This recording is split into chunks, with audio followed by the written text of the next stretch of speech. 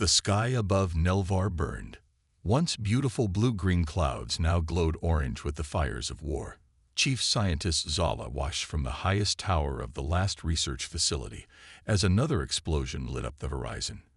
The Kryvax ships hummed in the sky like dark stars, raining destruction on her world. "How much longer?" she asked, her four hands moving quickly over the control panel. "The quantum transmitter is at 90% capacity," her assistant said. "But we don't know if anyone will hear it, or come if they do." Zala's silver eyes narrowed. "Someone will hear. And if they have any courage, they will come." 3 weeks earlier, the Kryvax Dominion had appeared without warning. The peaceful Nelvaran people had built only small defense ships, never expecting an attack. Now most of their cities lay in ruins. Millions were dead. Their remaining ships fought bravely, but would not last another month. Zala had convinced the council to try one last hope, a new type of signal that could travel faster and farther than any message ever sent before.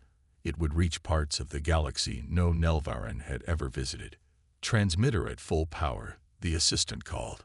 Zala pressed her hand against the activation panel. "Send our call to the stars," she whispered. "Tell them we are here. Tell them we need help." The transmitter hummed, then released a burst of energy that rippled across subspace, carrying the Nelvaran cry for help outward in all directions. Commander Allison Wright stood on the bridge of the UES Sentinel, watching Jupiter's great red spot through the main viewport. Her patrol ship had been circling the gas giant for 3 days, testing new sensor equipment. "Another boring patrol," said Lieutenant Ryan Baker with a yawn. Wright smiled. "Boring is good, Lieutenant. It means Earth is safe." Humanity had only recently found peace after decades of fighting among themselves. The United Earth Defense Force had been created to protect the planet from outside threats, though many doubted such threats existed. Humans had developed faster than light travel just 15 years ago, but had only explored a small part of their own solar system. "Commander," the voice of Communications Officer Pam Garcia cut through the quiet bridge. "I'm picking up something strange." Wright walked to the communications station. "Define strange, officer." "A signal, ma'am. Unlike anything in our database." Garcia's fingers moved quickly over her console. "It's coming from. I can't even calculate the distance correctly. Is it some kind of natural phenomenon?" Garcia shook her head. "No, ma'am. It's definitely artificial. And," she paused, looking up with wide eyes, "it's a distress call." Wright felt her heart beat faster. "You're certain?" "The pattern is universal, Commander. Repeating bursts with mathematical sequences that couldn't occur naturally. Someone made this signal. Someone who needs help." Wright straightened her uniform. "Send everything to Earth Command immediately, and prepare a full report for Admiral Patel." "Yes, Mom." Garcia hesitated. "Commander, do you think, could this really be first contact?" Wright looked back at the gas giant outside. For all of human history, people had wondered if they were alone in the universe. Now they had their answer. "Contact Earth Command," she ordered. "Priority 1. Tell them we've received an SOS from the stars." Admiral Gregory Patel stood before the Global Defense Council in Geneva. Representatives from every nation on Earth filled the chamber, their faces serious as they watched the signal data play across the main screen. "The signal contains images," Patel explained. "Dr. Frost's team has decoded some of them. They show a civilization under attack." The screen displayed blurry images of strange cities burning, ships firing upon one another. "We've calculated the signal's origin," Patel continued. "It's from a star system over 300 light-years away." Counselor Wei frowned. "Then whatever happened there is already over. We could never reach them in time." "Actually," Patel said, "we believe their crisis is happening now. This signal uses quantum properties we've only theorized about. It traveled instantly across space." The room fell silent as the implications sank in. "What do you suggest we do, Admiral?" asked the council president. Patel stood tall. "I suggest we answer their call. We have the ships. We have the weapons. And for the first time in our history, we have a chance to prove that humanity can be a force for good in this galaxy.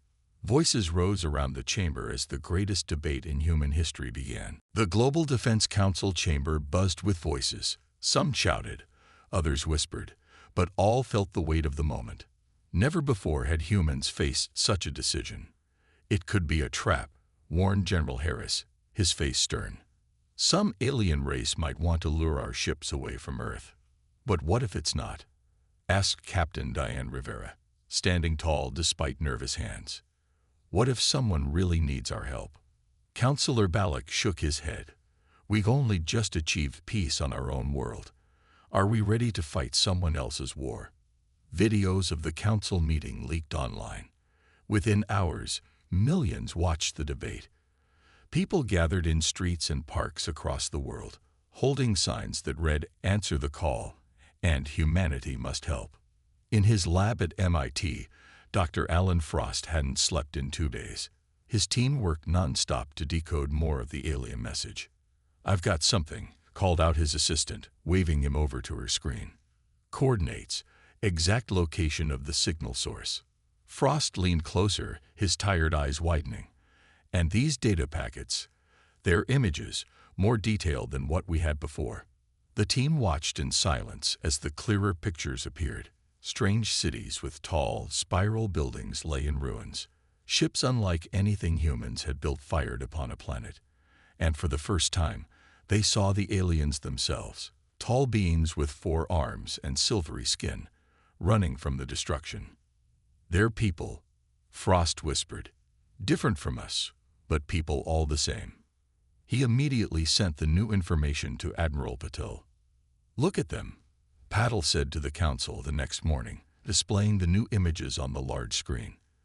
"They're civilians, being slaughtered. But can we reach them in time?" asked the counselor. "Even with our fastest ships. Our newest engines can do it," Patel said firmly. 17 days at maximum power. The science team believes their planet is still fighting based on the ongoing signal updates. Captain Rivera stepped forward. Her parents had died in the climate wars when she was young. She understood loss better than most. "When I was a child," she said, her voice steady, "I asked why no one helped my parents when they needed it. Today, someone across the galaxy is asking the same question. Will we let them ask it in vain?" The room grew quiet. "There are risks," Rivera continued. "But humans have always taken risks. We crossed oceans not knowing what was on the other side. We flew to the moon with less computing power than a modern watch. Now we have the chance to show that humanity's greatest strength isn't our weapons or technology. It's our willingness to help those in need." The council president stood. "We will vote now. All in favor of sending aid." Hands rose across the chamber. Not all, but enough. The decision was made. Admiral Patel stood in his office, looking at the earth glowing blue and green outside his window. His aide entered with a tablet. "Your orders, sir," she said, handing him the device. He read the screen and nodded slowly. "Prepare the fleet," he said. "Full combat readiness. All available ships." "Yes, sir." "Any special instructions?" Patil thought of the burning alien cities, of the 4-armed beings running for their lives. "Tell the captains that Earth is about to make history.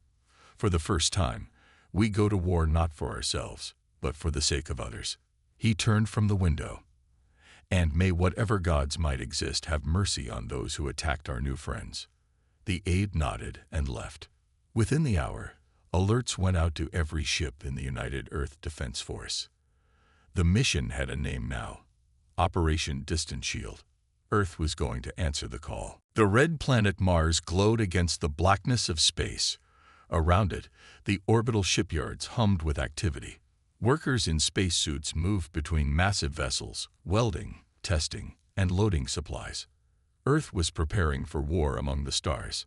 Chief Engineer Victor Martinez floated outside the UES Valiant, the largest warship humans had ever built. His team worked day and night to prepare her for the journey. "How's the FTL drive coming along?" he asked through his helmet radio. Final calibrations almost complete, answered his assistant. But no one has ever pushed these engines so hard before. 17 days to travel 300 light years. It's never been done. Martinez patted the ship's hull. Then Valiant will be the first. She was built to defend Earth. But now she'll defend something bigger. The right of all thinking beings to live free from terror. Inside the ship, Commander Wright walked through corridors filled with crew members preparing for departure. Many looked nervous. None had expected their first mission to take them so far from home.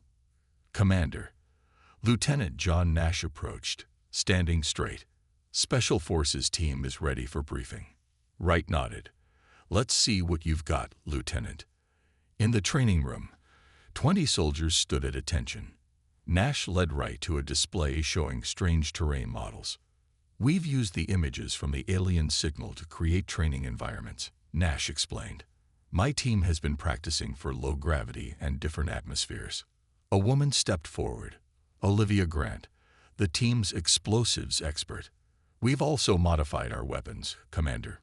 If we need to fight on the ground, we'll be ready. Wright looked at their determined faces. Good work. But remember, we don't know who or what we're fighting. Stay flexible, stay alert. In the medical bay, Dr. Elizabeth Cole briefed her staff of doctors and nurses. On screens around the room, images showed the four-armed alien beings from the distress signal. Their biology is different from ours, she explained. Silver skin likely means different blood chemistry. 4 arms suggest a different skeletal structure. We need to prepare for everything. A young medic raised his hand. Can our medicines even help them? Unknown, Cole admitted. But we bring everything we have and learn fast when we arrive. These people are dying. We figure it out, or they don't survive. The medical team began packing supplies. Bandages, surgical tools, medicines, scanners.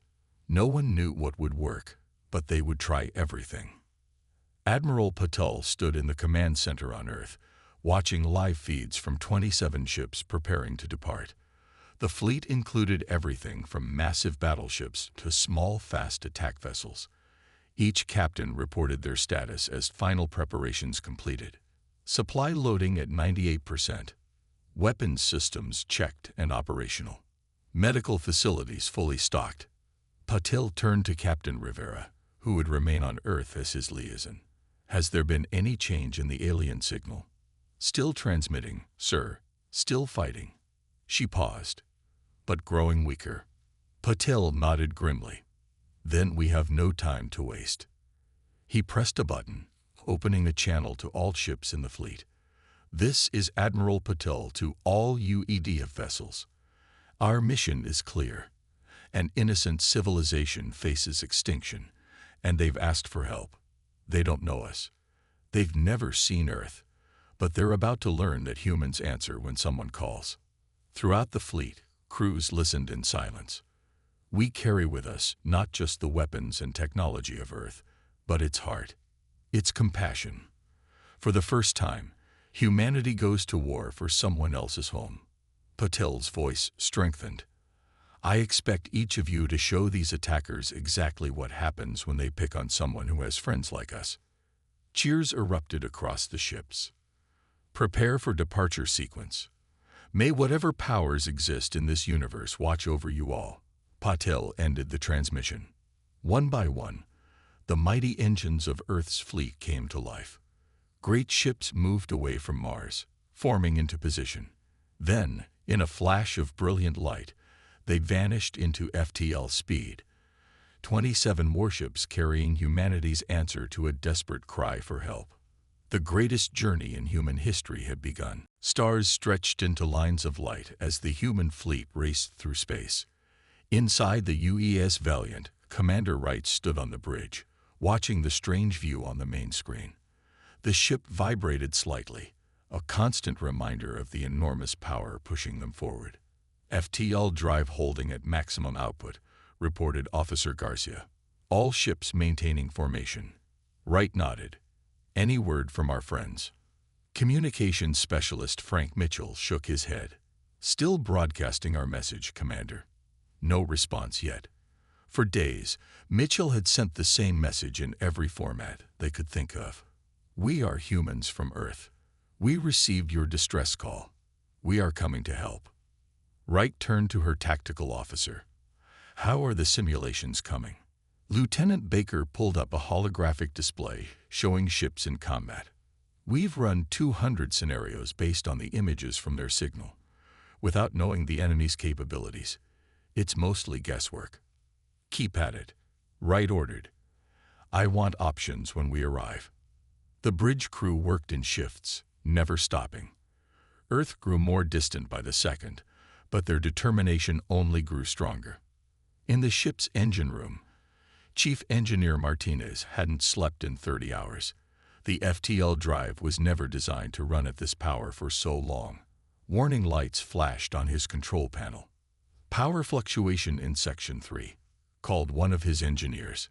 Martinez moved quickly to the panel. Reroute cooling system. Divert backup power to stabilizers. The ship shuddered.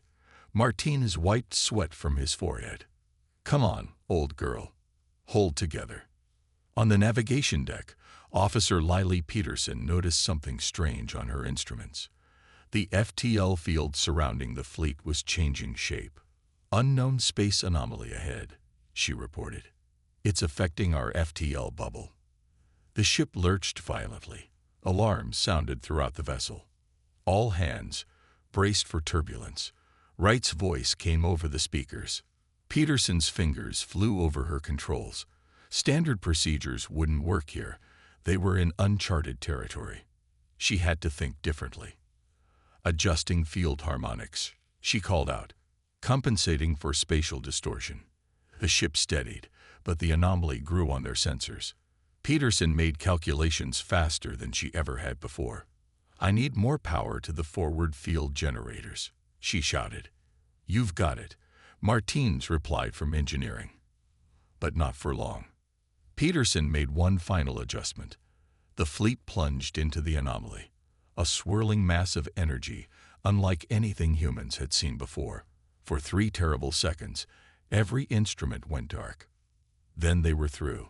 The ships emerged intact, still in formation. What was that? Wright asked, catching her breath. Some kind of spatial fold, Peterson answered, looking at her readings with wide eyes. Commander, we just traveled an additional 20 light years in 3 seconds. Wright stared at her.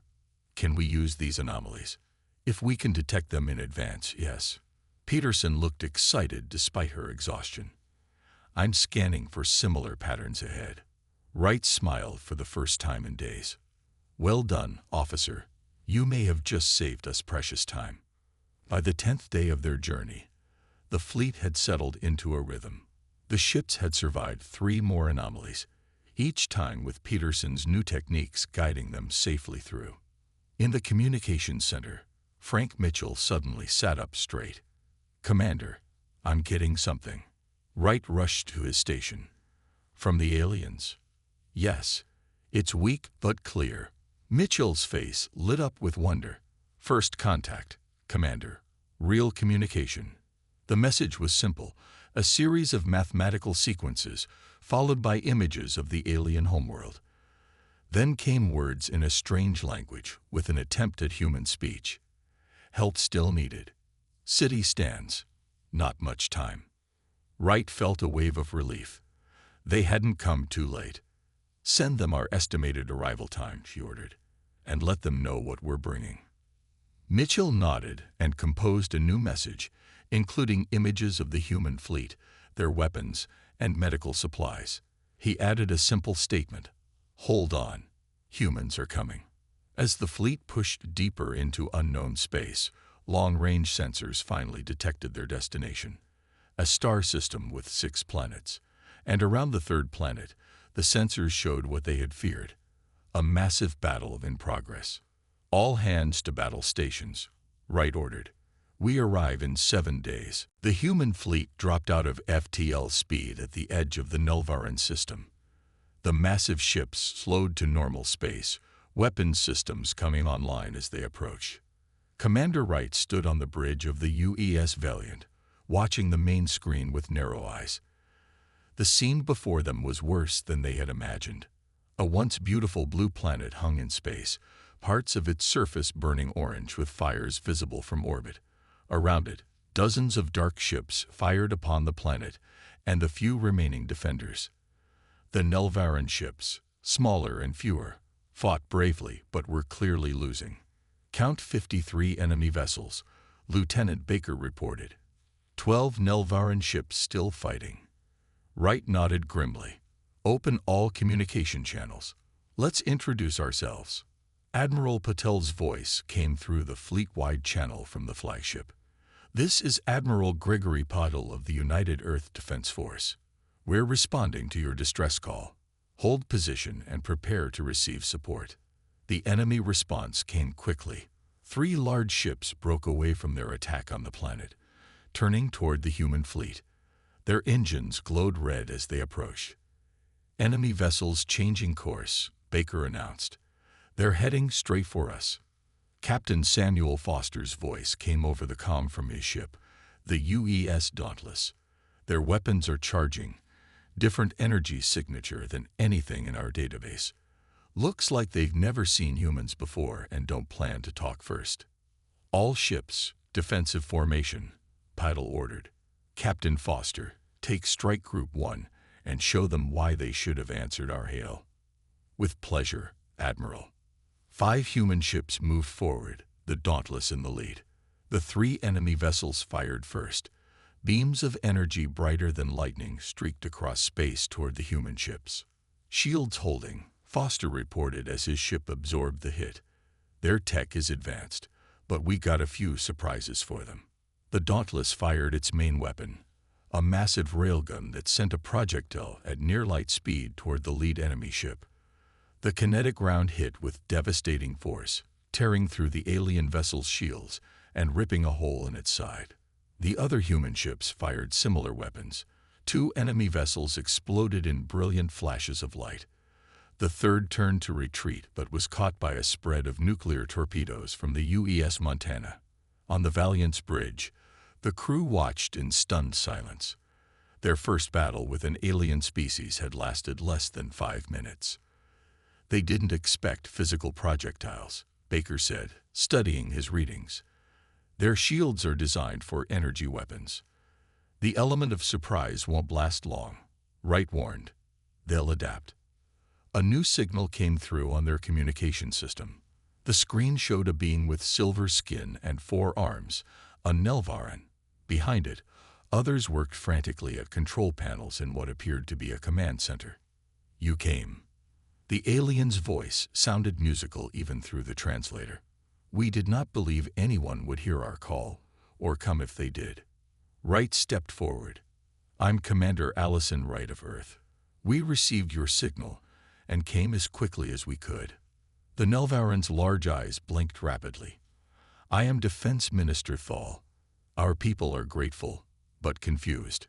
Your species is unknown to us. Why would you travel so far to help strangers?" Before Wright could answer, Baker called out, "Commander, the enemy fleet is regrouping. All vessels changing formation." On the screen, Thal looked away briefly. "The Kryvax realize you are a threat. They will bring their full force against you now. You should know they have conquered 7 systems before ours. No one has ever stopped them." Wright's lips curled into a small smile. "Then they haven't met humans before. Minister Thal, please move your remaining ships behind our defensive line. We'll handle the Kryvax." Thal stared at Wright for a moment, then bowed with all 4 arms crossed over his chest. "Our fate is in your hands." The screen went dark as dozens of enemy ships began moving toward the human fleet. Admiral Patel's voice came through again, calm and determined. "All ships prepare for full engagement. Let's show the galaxy what happens when you attack someone under humanity's protection." Space lit up with weapons fire as the full Kryvax fleet attacked. Beams of energy crossed paths with human missiles and railgun rounds. The UES Montana took a direct hit, its shields failing as it moved to protect a damaged Nelvaran vessel. Montana reports heavy damage to decks 3 through 7. Lieutenant Baker called out on the Valiant's bridge. Commander Wright nodded grimly. Order them to fall back for repairs. Have the Lexington and Apollo move to fill the gap. Admiral Patel's voice came through the command channel. Right, we need to do more than just hold them off. The Nelvaran cities won't last much longer under bombardment. Understood, sir. Wright turned to her tactical officer. What's the status of Special Forces Team Alpha? Lieutenant Nash and his team are ready in the drop bay, Baker replied. Wright made her decision. Launch the team. Get our people on the ground to coordinate defense with the Nelvaran forces. Lieutenant John Nash felt the drop ship shake as it entered the planet's atmosphere. His team checked their weapons one last time. 12 of Earth's best soldiers about to set foot on an alien world. Remember, we don't know much about the enemy ground forces, Nash told them. Stay alert, adapt quickly. The dropship landed in what was once a beautiful city center. Now buildings burned around them as Nelvaran civilians ran for shelter. Nash led his team out, weapons ready. A group of tall, four-armed Nelvarans approached cautiously. Their leader wore armor that shimmered with a soft blue light. You are the humans, the Nelvaran asked through a translation device. Nash nodded. Lieutenant John Nash, United Earth Defense Force. We're here to help. I am Kale, leader of City Defense. The Nelvaran's silver eyes looked over the human team with wonder. You are smaller than I expected for warriors who travel between stars. Olivia Grant, the team's explosives expert, grinned. Big things come in small packages. A distant explosion shook the ground. Kale pointed to the city's north side. The Kryvax land forces attack our shelters. Many civilians hide there. Nash nodded. Lead the way. In orbit, the battle grew fiercer. The Kryvax brought forward their largest ship, a massive dreadnought twice the size of any human vessel. That's their command ship, Minister Thal explained over the communication link. Our intelligence says their high commander directs all forces from there. Chief Engineer Martinez worked frantically in the Valiant's engine room, redirecting power to damaged systems. Shields at 40%. He shouted as another hit rocked the ship. Commander Wright studied the tactical display. The human fleet fought well, but they were outnumbered. There's a pattern to their shield modulation, she said suddenly, pointing to readings from the enemy flagship. Every third cycle, there's a brief weakness. Captain Foster's voice came through. The Dauntless can exploit that. We can get close enough for a direct hit on their command center. Admiral Patel considered this. It's risky, Foster. We didn't come all this way to play it safe, sir. After a moment, Patel gave his approval. All ships provide covering fire for the Dauntless.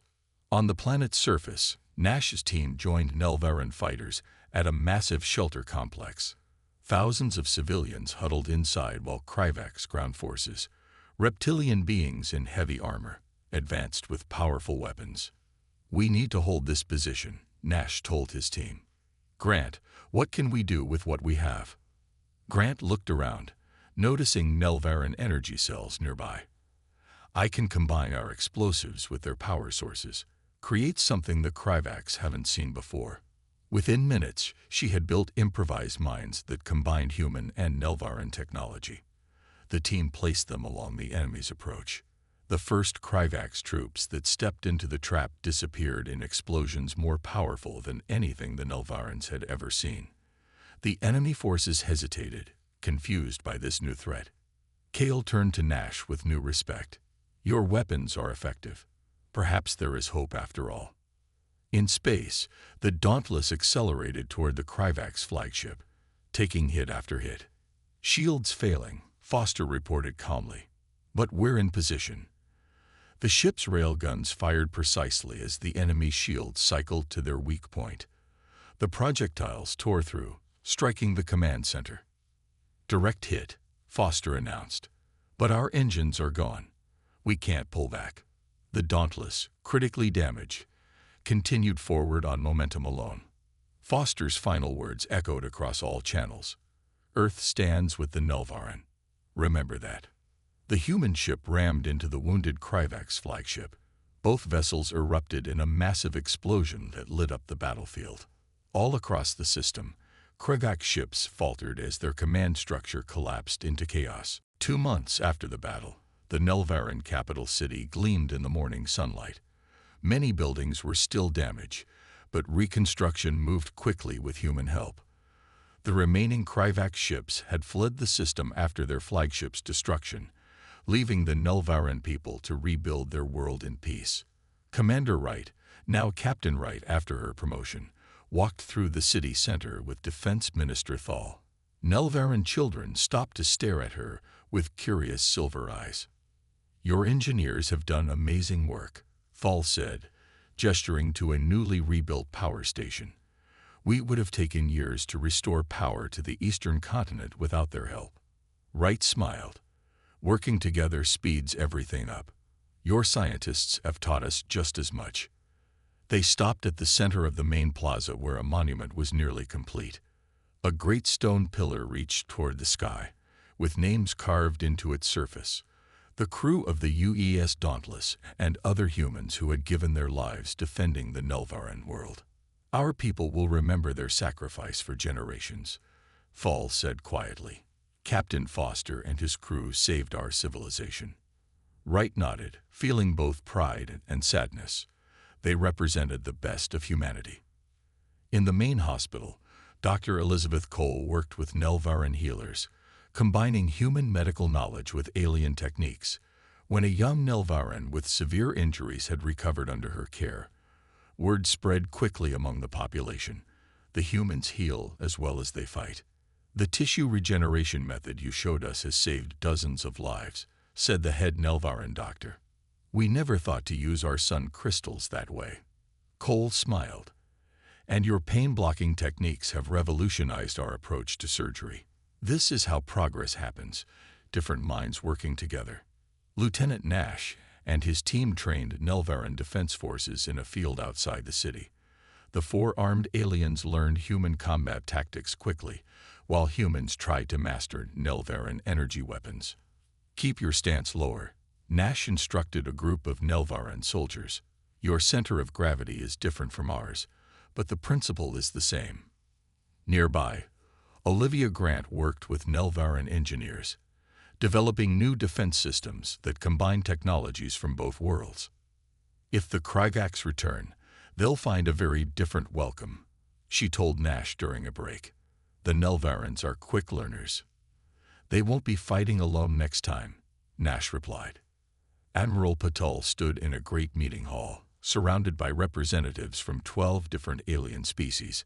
After news spread of humanity's intervention, delegations arrived from across the sector to meet these newcomers who had done what none had dared: challenge the Kryvax dominion.